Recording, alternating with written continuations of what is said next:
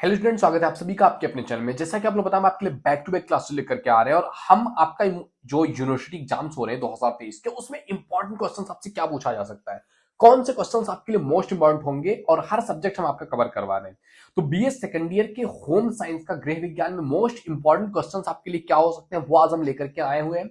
इससे पहले हमने आपका जियोग्राफी का भी कवर करवा दिया है बीएस सेकंड ईयर के सोशियोलॉजी का भी हो चुका है। तो आप जाकर के चैनल पे विजिट करके जरूर देखिएगा अगर आपने वो सब्जेक्ट्स भी ले रखा है तो। ओके, तो आइए देखते हैं सेकंड ईयर की जियोग्राफी में, सॉरी होम साइंस में आपको मोस्ट इंपॉर्टेंट क्वेश्चंस क्या क्या है, क्या पढ़ के जाना चाहिए।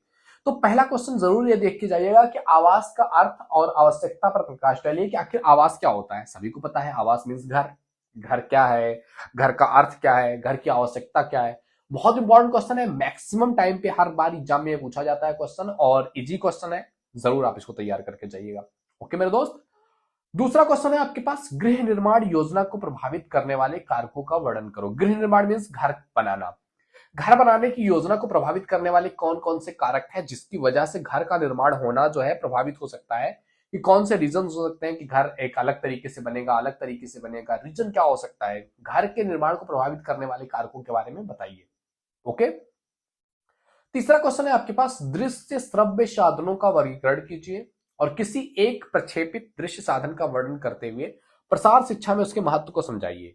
दृश्य श्रव्य साधन मतलब कि वो साधन जिसको हम देख भी सकते हैं, सुन भी सकते हैं, फॉर एग्जाम्पल टेलीविजन। तो ऐसे साधनों का वर्गीकरण करो, दृश्य श्रव्य साधन क्या होते हैं उसके बारे में बताओ, और किसी एक दृश्य साधन का वर्णन कीजिए। और प्रसार शिक्षा मतलब कि एक शिक्षा जो है उसको दूर तक फैलाने में उसका महत्व क्या है। जो श्रव्य दृश्य साधन है उनका महत्व शिक्षा को एक जगह से दूसरी जगह पर फैलाने में क्या है, उसके बारे में आपको डिटेल बताना है। और आज के टाइम पे ऑनलाइन लर्निंग का, सीखने का जितनी भी टीचिंग है वो सारा कुछ ऑनलाइन हो रहा है। वो कहीं ना कहीं आपको श्रव्य दृश्य प्रसार साधन ये तो है। तो उससे किस तरीके से आप सीख पा रहे हो, वो कैसे इंपॉर्टेंट है, उसका महत्व क्या है, उस चीज के बारे में बात करनी है। तो शायद आप इसको बहुत अच्छे तरीके से लिख पाओगे। फोर्थ नंबर क्वेश्चन आपके सामने दिख रहा है कि संचार का अर्थ क्या है, वो बताइए। संचार की परिभाषा बताइए कि परिभाषा क्या और संचार का काम क्या है। अर्थ, परिभाषा और काम किसका बात करना है, संचार का। कि क्या इंपॉर्टेंस है इसकी, क्या अर्थ है, क्या परिभाषा है, काम है। ओके, इसके बाद फिफ्थ नंबर क्वेश्चन जो मोस्ट इंपॉर्टेंट है वो है आपका, शिक्षण अधिगम का अर्थ स्पष्ट कीजिए कि शिक्षण अधिगम क्या होता है और अधिगम के नियम क्या है। अधिगम क्या कहलाता है, शिक्षण अधिगम, और अधिगम का नियम क्या है, किन नियमों को फॉलो करता है अधिगम, किस नियम के आधार पर चलता है। वो सारा कुछ हमको जो है बताना है क्वेश्चन नंबर 5 में। क्वेश्चन नंबर 6 में आप देख सकते हो, औपचारिक और अनौपचारिक एजुकेशन में आपसे डिफरेंस पूछा हुआ है कि आखिर जो औपचारिक शिक्षा है जो हम विद्यालयों में जाकर के लेते हैं, अनौपचारिक शिक्षा शिक्षा जो है वो हम अपने आसपास के वातावरण से सीखते हैं, खुद से अपने आप से सीखते हैं। तो इन दोनों में डिफरेंसेस क्या है उसके बारे में बताइए।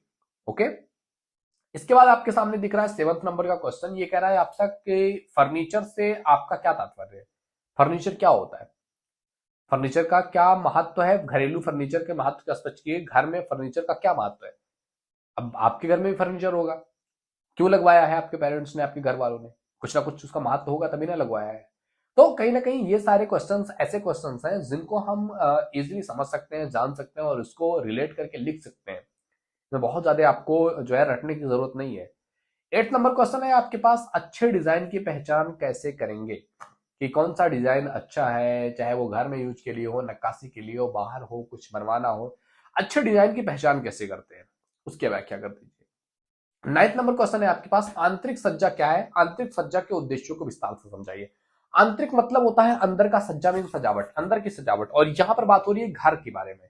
तो घर के अंदर की सजावट क्या है, आंतरिक सज्जा क्या है, और इसका उद्देश्य क्या होता है, क्या उद्देश्य होता है, हम घर क्यों सजाते हैं, हम प्लास्टर करवाते हैं, अच्छे कलर्स लगवाते हैं, जो है उसमें हम झूमर लगवाते हैं, हम फैन अच्छे लगवाते हैं, हम फर्नीचर लगवाते हैं घर में आंतरिक सज्जा के लिए, तमाम सारी चीजें करते हैं।